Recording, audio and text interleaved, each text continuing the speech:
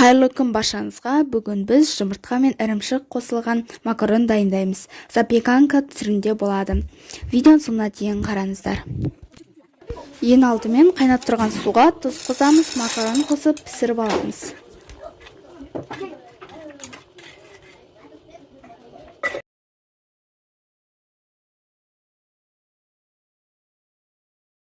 Піскен макаронды сидадан өткіземіз. Үстінен тағы салқын су құйып, сидадан тағы өткіземіз.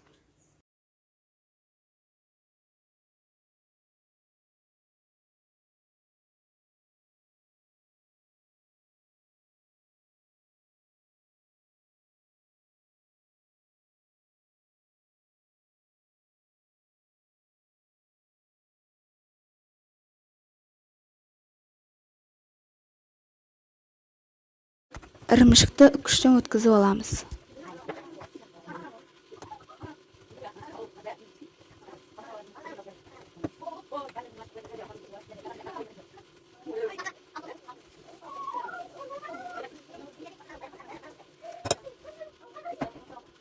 Енді 4 жұмыртқаны жарамыз.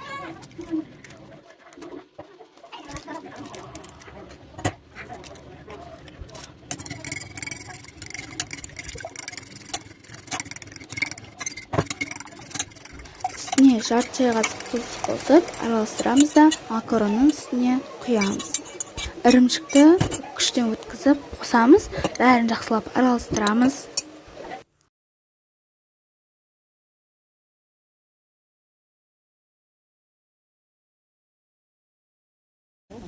Табамызға сармай салып, ертеміз. Макаронымызды салып, бетін бір келкі қылып, қақпағын жауып, 20 минутқа қоямыз.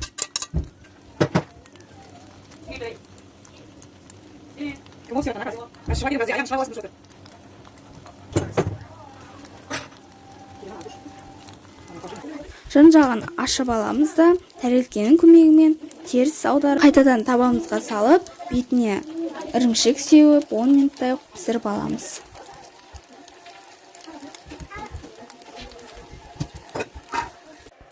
Ірімшіктің үстіне укроп, шұжық немесе қызанақ қойсаңыздар да болады.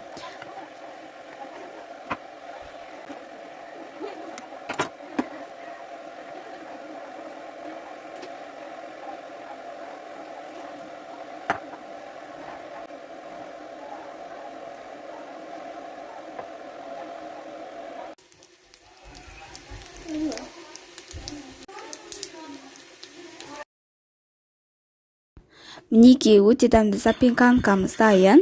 Егер де видео ұнаса, арнама тіркеліп, лайк басып, комментарий қалдыруды ұмытпаңыздар. Келесі кездескенше аман сау болыңыздар.